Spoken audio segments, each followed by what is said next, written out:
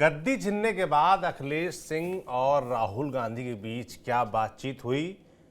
अखिलेश यादव क्या दिल्ली की तरह बिहार में भी कुछ खेल कर सकते हैं? और जेडीयू विधायक गोपाल मंडल पर प्रायोजक हैं cancer healer centre, a new beginning. DGP साहब काहे भड़के हुए हैं? इन्हीं तीनों मुद्दों पर विस्तार से चर्चा करेंगे। नमस्कार, मेरा नाम सौरभ त्रिपाठी और आप देख रहे हैं राग बिहारी। और चर्चा करने के लिए मेरे साथ रोज की तरह हमारे वरिष्ठ साथी पंकज जी मौजूद हैं। तो पंकज जी, सबसे पहले तो अखिलेश सिंह जो कि एक हॉट कीवर्ड बने हुए हैं, उन्हीं पे बात कर लेते हैं। कुर्सी छिन गई है, चर्चा में बने हुए हैं कि क्यों छिन गई, कैसे छिन गई, कहानी लगातार हम बता ही रहे हैं। पर राहुल गांधी से कुछ बातचीत हुई है उनकी, मुझे लगता है भविष्य को लेकर हुई होगी। वर्तमान जो है वो सामने ही है। क्या बात हुई? देखिए, दरअसल आपको बताएं कि डॉक्टर अखिलेश सिंह की मर्जी के बगैर कन्हैया की यात्रा शुरू हुई और भले ही वो एक परिपक्व नेता की तरह बिहेव कर रहे हैं, वो कह रहे हैं कि भाई मैं कन्हैया को बहुत पसंद करता हूं, लेकिन ये सच बात है कि जिस बिरादरी से डॉक्टर अखिलेश सिंह आते हैं उसी बिरादरी से कन्हैया आते हैं। कन्हैया में अब पार्टी को भविष्य दिखाई पड़ रहा है, इसलिए कन्हैया को मैदान में उतारा गया है। पर कन्हैया को मैदान में उतारने से दिक्कत अगर सबसे ज़्यादा किसी को राजनीतिक रूप से होगी तो डॉक्टर अखिलेश सिंह को ही होगी ना, ये बात तो सर्वविदित है। अब सवाल ये उठता है कि डॉक्टर अखिलेश सिंह की मर्जी के बगैर कन्हैया को उतारना, फिर दूसरा प्रदेश अध्यक्ष बना देना, एक तरफ एक भूमिहार चेहरे के सामने दूसरा बड़ा भूमिहार चेहरा उतार देना जिसकी इस देश में पहचान है। फॉर गुड और बैड रीजंस हो सकता है, लेकिन वो देश में कोई कन्हैया को इग्नोर नहीं कर सकता। You may like him, you may dislike him, but आप उसको ऐसे नहीं है कि आप इग्नोर कर सकते हैं। तो कन्हैया वो चेहरा को उतार दिया पार्टी ने। अब प्रदेश अध्यक्ष दलित कार्ड खेल दिया पार्टी ने। तो ये तो बहुत साफ हो गया ना कि डॉक्टर अखिलेश सिंह की जगह कौन, तो कन्हैया उतर गए मैदान में, और प्रदेश अध्यक्ष कौन, तो दलित कार्ड खेल दिया। अब सवाल ये उठता है कि जब इस तरह की बात होती है तो इस तरह की बात होने का मतलब क्या होता है? ये बहुत साफ है कि जैसे ही राजेश राम प्रदेश अध्यक्ष बने तो डॉक्टर अखिलेश सिंह का नाराज होना बहुत लाजमी था। वो नाराज हुए, और नाराज हुए तो फिर क्या हुआ? वो पहले तो उन्होंने कुछ मीडिया से बात की, और मीडिया से बात की तो उन्होंने एक बात जरूर कह दिया कि देखिए, मैं पार्टी का जो कार्यक्रम है उसको आगे बढ़ाऊंगा, लेकिन मुझे पता नहीं था, मैंने सलाह दिया था कि रमजान के महीने में यात्रा नहीं होना चाहिए, और उन्होंने रमजान का कार्ड खेला। लेकिन पार्टी अपना फैसला कर चुकी थी, इन्हें पता नहीं था। कन्हैया की पदयात्रा शुरू हो गई और डॉक्टर अखिलेश सिंह उसमें शामिल भी हो गए। ये बात जान लीजिए, विरोध किया लेकिन वो शामिल भी हो गए। अब डॉक्टर अखिलेश सिंह को भी पैसिफाई करना था ना, क्योंकि उनके बेटे ने लिख दिया एक्स पे, जब नाश मनुज पर छाता है पहले विवेक मर जाता है। तो उनके बेटे जो कि आकाश महाराजगंज से चुनाव लड़े थे, उनके भीतर नाराजगी तो थी ना, और वो नाराजगी एक्स पर बाहर आई, और एक्स पर बाहर आई तो ये लोग इस तरह की बात सोचने लगे कि क्या डॉक्टर अखिलेश सिंह रिजाइन करेंगे पार्टी से, क्या डॉक्टर अखिलेश सिंह कांग्रेस से नाता तोड़ेंगे। डॉक्टर अखिलेश सिंह ने यहां तक कहा कि हर पार्टी अध्यक्ष को इधर उधर जाने का पैसा मिलता था, मैं तो वो भी नहीं लेता था। और ये सच बात भी है कि डॉक्टर अखिलेश सिंह खुद फंड मैनेज करते थे, कांग्रेस के तमाम कार्यक्रम के लिए पैसा जुटाते थे, और कांग्रेस पार्टी की जितनी भी एक्टिविटीज होती थी उसको अपने दम पर आगे बढ़ाते थे। उनके भीतर नाराजगी तो थी, लेकिन राहुल गांधी ने उनको समय दिया, पैसिफाई किया, कहा कि पार्टी को आगे बढ़ाना है, और पार्टी को आगे बढ़ाना है तो डॉक्टर अखिलेश सिंह बाहर निकले। वो गदगद थे, राज्यसभा के सदस्य हैं ही, पार्टी में उनको इज्जत मिली हुई है, और फिर ये भी कहते हैं कि आपने इतने दिनों तक हम पर विश्वास जताया, इसके लिए बहुत धन्यवाद। पर एक बात आपको समझना पड़ेगा सौरभ, कि कांग्रेस पार्टी अब समझ चुकी है कि कोई भी क्षेत्रीय दल उसका दोस्त नहीं। बिल्कुल। और इसलिए कांग्रेस पार्टी अब अपना कदम उस तरीके से बढ़ा रही है कि कैसे हमको मजबूत करना बिहार में है, तो लगातार खोई विजिबल है हुई वो जमीन तेजी। कैसे पाना है, ये मैसेज उत्तर प्रदेश भी जा चुका है। इसलिए जो आप अगला सवाल दूसरा टॉपिक करेंगे, जो जी हमारा हाँ, तो ये मैसेज जा चुका है। इसलिए अब कांग्रेस हर वैसे आदमी को उतारेगी जिसमें ताकत होगा, जो क्राउड पुलर होगा, जिससे पार्टी को लगता है। परिणाम आगे क्या होगा वो तो भविष्य के गर्भ में छिपा है, लेकिन जिससे पार्टी को लगता है कि इसको लाने से फायदा होगा, भले ही उसके घटक दल को नाराजगी हो, लेकिन कांग्रेस इस बात को दरकिनार कर। पहले अपना हित देखेंगे, उसके बाद देखेंगे कि भाई जो सहयोगी पार्टियां हैं वो कितना खुश हैं, कितना नाराज हैं, क्योंकि अंततः तो जो अपना स्ट्राइक रेट है, सवाल उस पर ही उठते हैं ना भाई। आरजेडी लगातार कहीं ना कहीं उनके जो सूत्र हैं वो यही बताते हैं ना कि 70 सीटें कैसे दी जाएं। पिछली बार तो 70 में कितना कम स्ट्राइक रेट रहा। वहीं कांग्रेस का कहना रहता है कि भाई 70 में कम रहा, मगर सीटें कौन सी दी वो भी तो बताइए, उस पर भी तो चर्चा कीजिए। तो कांग्रेस कहीं ना कहीं पूरी तरीके से इस मूड में है कि मान मनोबल होगा, मगर हमारी शर्तों पे होगा। जो भी रास्ता निकलेगा हमारी शर्तों पर निकलेगा, और नहीं निकलेगा तो फिर तो जो हम कल चर्चा कर भी रहे थे कि भाई क्या प्रशांत किशोर सहयोगी हो सकते हैं, क्या लेफ्ट पार्टियों के साथ प्रशांत किशोर के साथ मिलकर चुनाव कांग्रेस लड़ सकती है, अकेले जा सकती है, तमाम ऑप्शंस हैं, उस पर चर्चा होती रहे। मगर जो पंकज जी कह रहे थे कि कांग्रेस अब अकेले चलने के मूड में है, इस तरीके से चलने के मूड में है कि उसको क्षेत्रीय दलों के चक्कर में अपना नुकसान ना उठाना पड़े। और ये संदेश कहीं ना कहीं दिल्ली के जरिए उत्तर प्रदेश भी पहुंचा है और बिहार भी पहुंचा है। इसीलिए अखिलेश यादव, जो कि दिल्ली में एक्टिव नजर आ रहे थे अरविंद केजरीवाल के साथ, उनके लिए प्रचार कर रहे थे, उनके लिए वोट मांग रहे थे, कांग्रेस अलग लड़ रही थी, उनका साथ नहीं दे रहे थे, वैसे ही कुछ यहाँ पर जब कांग्रेस तेज हुई तो अखिलेश यादव की तरफ से कहा गया है कि वो तेजस्वी यादव का खुल के समर्थन करेंगे बिहार में। तो इसको किस तरीके से देखा जाए? देखिए, जब कांग्रेस आम आदमी पार्टी के खिलाफ दिल्ली में उतर आई तो उसी समय से यह सिग्नल मिलना शुरू हो गया कि कांग्रेस क्या आगे करने जा रही है। और जब तेजस्वी यादव से पूछा जा रहा था कि दिल्ली में आप क्या करेंगे, तो तेजस्वी यादव इस पे चुप्पी बनाए हुए थे। तेजस्वी यादव को भी यह एहसास हो चला था कि शायद कांग्रेस बिहार में भी कुछ कर सकती है। और देखिए, जैसे ही यहां पर आम आदमी पार्टी हारी, कांग्रेस बड़ी ही चतुराई से अपना कार्ड खेलने लगी बिहार में।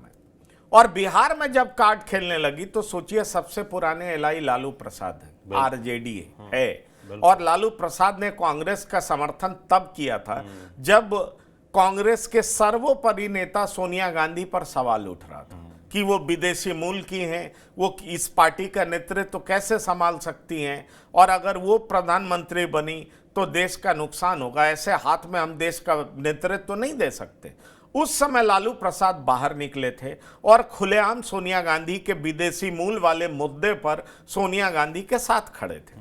तो सोनिया गांधी और लालू प्रसाद की केमिस्ट्री किस तरह की है ये सबको पता है, पर कांग्रेस अब इन सब चीजों से बाहर निकलना चाहती है।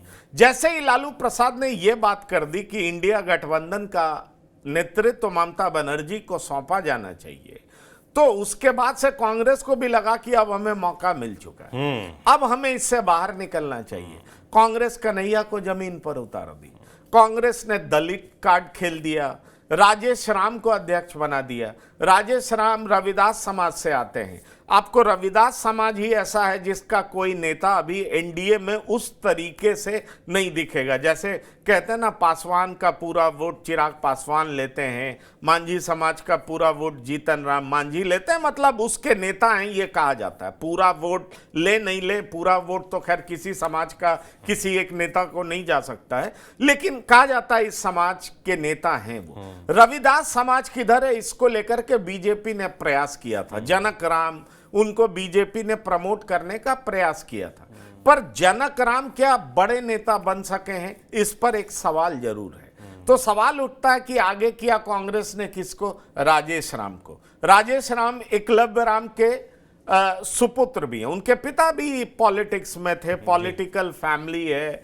और उनको लेकर के कांग्रेस को बड़ी उम्मीद है। तो कांग्रेस अब अपना कार्ड खेलना शुरू कर दी है।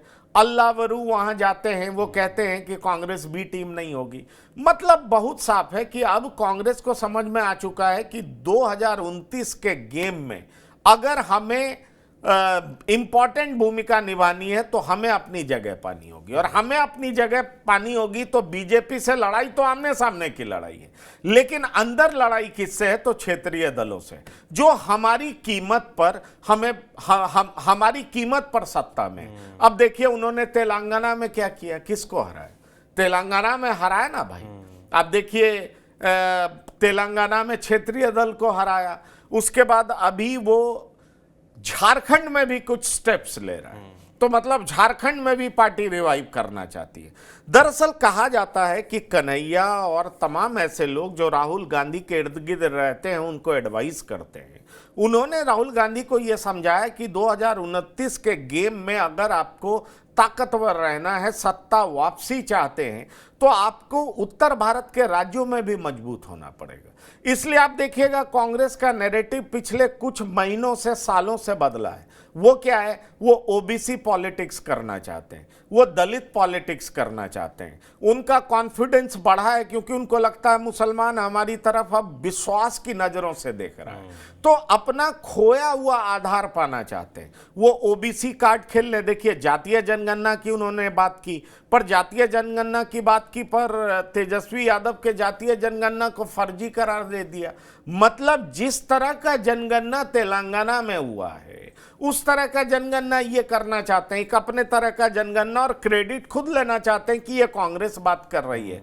तो इसलिए कांग्रेस अब अपनी शर्तों पे राजनीति करने के लिए कदम आगे बढ़ा रही है, और ये बात अब अखिलेश यादव को भी समझ में आ चुका है। अखिलेश यादव ये बात, बिल्कुल अखिलेश यादव ये बात समझ गए कि उत्तर प्रदेश में भी कांग्रेस ये प्रयास करेगी। अरे भाई उत्तर प्रदेश से तो राहुल गांधी जीते हैं ना, और राहुल गांधी जब बरेली से जीते रायबरेली से, तो आप समझ लीजिए कि भाई वो क्या सोच रहे हैं। तो आखिरकार वो जो सोच रहे हैं उसका वो पालन तो करेंगे, और पालन करेंगे तो निश्चित तौर पर ये आपको साफ दिखाई पड़ेगा कि अब कांग्रेस भी उनके पीछे खड़ी होगी। अजय राय को देख लीजिए, अजय राय एक्टिव नजर आते हैं, कांग्रेस को एक्टिव करने का प्रयास कर रहे हैं। अब कांग्रेस और क्या कदम उठाती है? क्या इमरान मसूद जैसे नेता हैं उनको आगे बढ़ाती है?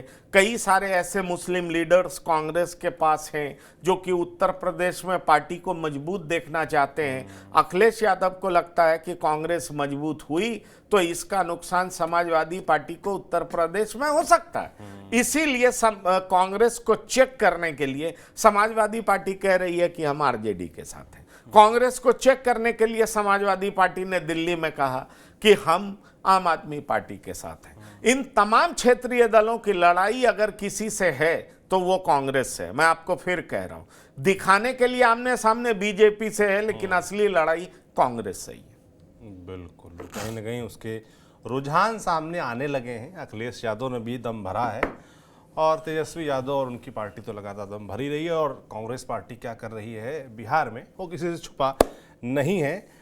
छुपा एक और मामला भी नहीं है, गोपाल मंडल का, जदयू के विधायक हैं और चर्चा में रहते हैं, नाच गाने का शौक है उनको, और उनका वीडियो बड़ा वायरल हुआ इस बीच होली मिलन समारोह का, जिसमें वो एक महिला डांसर के साथ नाच रहे हैं, थिरक रहे हैं, उनके गाल पर नोट चिपका दे रहे हैं, जिसको लेकर एक बहस छिड़ी हुई है, विवाद है। और विवाद तो है, होगा ही, जाहिर सी बात, जिस तरह के वो वीडियो है, कोई भी कहेगा भाई नाराज होगा आदमी। पर अब नाराज हो गए हैं डीजीपी विनय कुमार। उन्होंने भी कुछ बयान दिया है, उनको लेकर सख्त टिप्पणी की है, महिलाओं के सामने ही की है। क्या है मामला? देखिए, आपको एक बात बताएं कि जब आप पब्लिक लाइफ में होते हैं तो उसकी एक मर्यादा भी होती है। बिल्कुल। और उस मर्यादा का पालन करना आपकी जिम्मेदारी बिल्कुल है। चाहे वो किसी भी पार्टी के सदस्य हों, चाहे किसी भी पार्टी के विधायक या सांसद हों, जब आप पब्लिक लाइफ में हैं तो आपको किस जिम्मेदारी से बात करनी चाहिए इसका आपको एहसास होना चाहिए। आप कहीं भी थिरकने लगें, वल्गर बात करें, होली में वल्गैरिटी, और वो भी कैमरा के सामने, आप अगर इस तरह की बात करते हैं तो क्या आपको लगता है कि आप जनता के रिप्रेजेंटेटिव होने के लायक हैं? ये एक बड़ा सवाल है। और गोपाल मंडल जैसे नेता जिनको ऐसा दिखाई पड़ता है कि इसी तरह की बदसलूकी, बदतमीजी, करके वो मीडिया में बने रहेंगे, उनकी चर्चा भी हो जाती है। और हमेशा जब भी चर्चा होती है तो बैड रीजन से होती है, कोई अच्छे कारणों से उनकी चर्चा हमने तो नहीं सुनी है। ये बात जान लीजिए, कई सारे ऐसे मामले हैं। वो अंडरवियर पहन करके ट्रेन में दौड़ने लगते हैं और जिस तरह का वो एक्सक्यूज देते हैं, लेम एक्सक्यूज, समझ में नहीं आता है कि इसी ग्रह के हैं या मंगल ग्रह से आए। ये भी समझ में नहीं आता। और मंगल ग्रह का भी व्यक्ति इस तरह से बिहेव करेगा, ये समझ से परे है। आप समझ लीजिए, राजधानी में चलते हैं और अंडरवियर पहन के वो जाने लगते हैं। राजधानी में और भी तो लोग हैं भाई। तो ये है क्या कि आप एक प्रतिनिधि होने का नाजायज फायदा उठा रहे हैं। आपको लगता है कि आपको जनता ने चुना है तो एक पॉलिटिकल इम्यूनिटी मिला हुआ है और उसका आप गैरवाजिब फायदा ले रहे हैं। और गैरवाजिब फायदा लेते लेते कब आपका एक्शन वल्गैरिटी में बदल जाता है, वो आपको समझ में नहीं आ रहा है। अब देखिए, उन्होंने उस तरह की हरकत की, एक स्टेज पे हरकत की, उसके बाद उसका जवाब देते हैं वो और भी गंदा है। जब उनसे पूछा गया, अगर आप सुनेंगे, वो और भी गंदा है। तो आखिरकार मुझे ऐसा लगता है कि जेडीयू जो पार्टी है कमजोर हो गई, 43 सीट पर पहुंच गई। जेडीयू का लीडरशिप कमजोर हो गया, क्योंकि नीतीश कुमार, अगर पुराने वाले नीतीश कुमार होते तो किसी की हिम्मत नहीं होती कि कोई इस तरीके से बात भी कर सकता होता या पब्लिक लाइफ में व्यवहार कर रहा होता। इस बात को आप जान लीजिए। तो चूंकि अब नीतीश कुमार उस तरीके से सक्रिय नहीं है और उनको लेकर के पक्ष विपक्ष कई लोग क्या किस तरह की बात कर रहे हैं। यही बीजेपी जब विपक्ष में थी तो क्या कहती थी, अब आरजेडी विपक्ष में है तो कल का देख लीजिए कि किस तरीके से कहा जा रहा है कि आपका दिमाग ठीक नहीं है, बेटे को मुख्यमंत्री बना दीजिए। और राष्ट्रगान में जिस तरीके से नीतीश कुमार का कंडक्ट रहा, वो सवालों के घेरे में तो है ना। और इसलिए मैं आपको कह रहा हूं कि नीतीश कुमार जब अपने ओरिजिनल रूप में होते तो शायद कोई गोपाल मंडल या कोई फलाना मंडल ये हिम्मत नहीं करते, कोई सिंह, कोई पूंछ, इस तरह का काम नहीं करते। ये मैं आपको एश्योर कर सकता हूं। नीतीश कुमार बर्दाश्त भी नहीं करते, ये बात पक्की है। और इसलिए ये जो उनका व्यवहार है, डीजीपी को बिल्कुल नागवार गुजरा। डीजीपी बहुत ही अपराइट ऑफिसर है, ये बात आप जान लीजिए। डीजीपी नो नॉनसेंस पर्सन है, उनको कोई भी इस तरह का व्यवहार ना पहले पसंद आया है ना अब पसंद आएगा, ये बात आप जान लीजिए। और कागज पर बहुत ही मजबूत व्यक्ति हैं, उनका इन्वेस्टिगेशन बहुत स्ट्रांग होता है। वो चेहरे से टफ नहीं दिखते, लेकिन उनका एक्शन बहुत टफ होता है। तो ये तो सब सर्वविदित है, action speaks louder than words.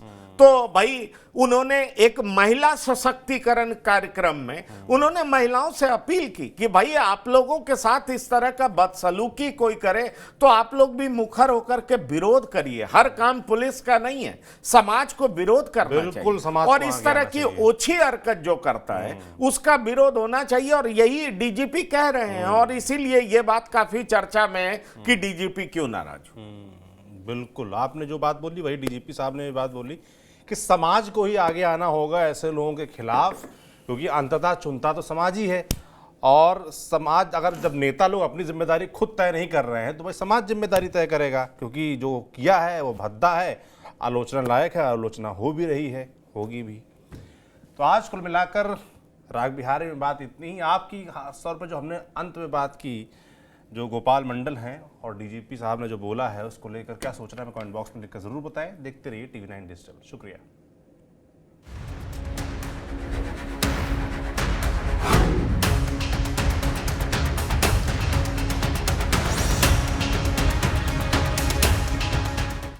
प्रायोजक हैं cancer healer centre, a new beginning.